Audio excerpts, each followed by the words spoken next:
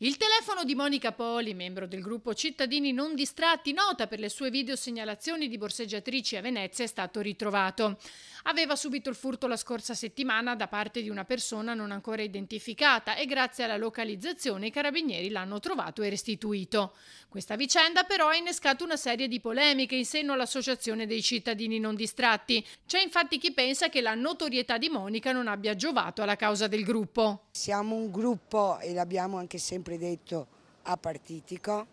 E riguardo alla mia notorietà, purtroppo i video, c'è la mia voce e questo ha fatto, diciamo, scalpore nel giro del mondo.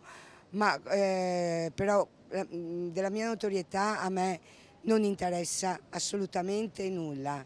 Quello che importa è appunto tutelare turisti, residenti, persone fragili qui a Venezia. Sul piano politico, la segreteria di Azione è uscita nei giorni scorsi con una nota in cui si invita a fare attenzione con i video dei borseggiatori che imperversano in rete.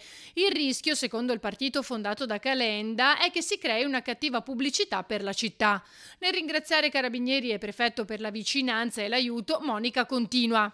Noi siamo sempre uniti e andiamo avanti, anche perché noi vogliamo una risposta, visto che abbiamo inviato una lettera al Ministro Piantedosi e al Ministro Nordio, noi vogliamo risposte riguardo alla riforma Cartabia sulla depenalizzazione dei reati.